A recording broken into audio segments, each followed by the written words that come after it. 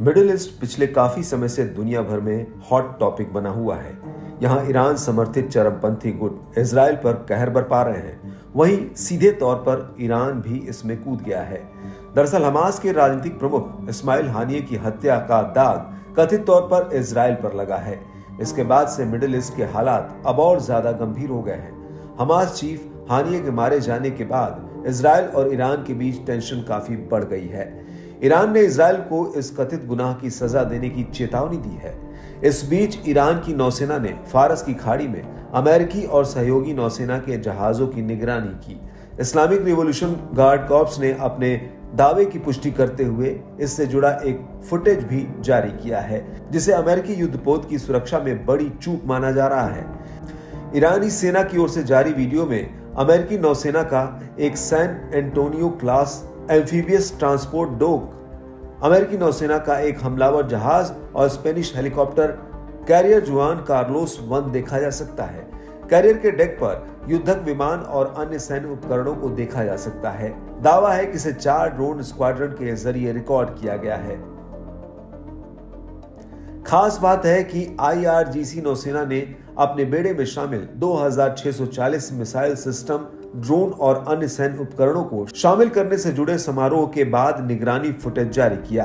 यह पहली बार नहीं है जब ईरानी ड्रोन ने अमेरिकी सैन्य संपत्तियों की बड़े पैमाने पर तस्वीरें खींची हैं। इससे पहले अप्रैल 2021 में भी IRGC ने फारस की खाड़ी में ड्रोन के जरिए लिए गए एक अमेरिकी विमान वाहक का क्लोजअप फुटेज जारी किया था, जिसके बाद से अमेरिका समेत मिडिल ईस्ट में हलचल तेज हो गई थी। बता दें, इस घटना के बाद अमेरिकी सेंट्रल कमांड के तत्कालीन प्रमुख अमेरिकी कांग्रेस के सामने पेश हुए थे, जहां उन्होंने कहा था कि ईरान की ओर से ड्रोन के बड़े पैमाने पर इस्तेमाल का मतलब है कि कोरियाई युद्ध के बाद पहली बार अमेरिका पूर्ण हवाई श्रेष्ठता के बिना काम कर रहा था। बताते चले कि साल 2019 में ईरानी मीडिया ने हाई क्वालिटी क्लोजअप फुटेज जारी किया था, जिसमें फारस की खाड़ी में USS Dwight D Eisenhower aircraft carrier के ऊपर एक अबाबिल 3 निगरानी ड्रोन ने उड़ान भरी थी। ऐसे में सवाल उठना लाजमी है कि आखिर क्यों अमेरिका का आधुनिक तकनीक से लैस युद्धपोत ईरानी ड्रोन को ट्रैक नहीं कर पाया। बड़ा सवाल यह भी है कि क्या ईरानी ड्रोन अमेरिकी रडार से बच निकलने में कामयाब हुआ।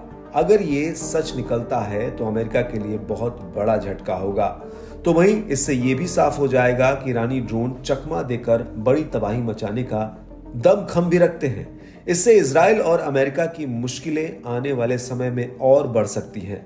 गौरतलब है कि ईरान से आ रही लगातार धमकियों पर अमेरिका ने भी इस मामले में दखलंदाजी शुरू कर दी है। अमेरिका अपने सहयोगी देश इजराइल की ढाल बना हुआ है। हमास लड़ाकों के हमले के बाद से अमेरिका इजराइल का समर्थन कर रहा है। मौजूदा तनाव को कम करने के लिए भी अमेरिका आगे आया है, मगर ईरान ने ठान लिया है कि चाहे कुछ भी हो जाए, इजराइल को मुंह तोड़ जवाब दिया जाएगा। ईरान जब तक इस्माइल हानिये की हत्या का बदला नहीं लेता है, तब तक ईरान शांत नहीं बैठेगा। इस पर अमेरिका ने मिडिल ईस्ट में अपने अतिरिक्त लड़ाकू जेट और नौसेना के युद्धपोत तैनात करने का फैसला लिया है। पेंटागन ने कहा कि वॉशिंगटन ईरान और उसके सहयोगियों हमास और हिजबुल्लाह के खतरों के बाद सुरक्षा को मजबूत करना चाहता है।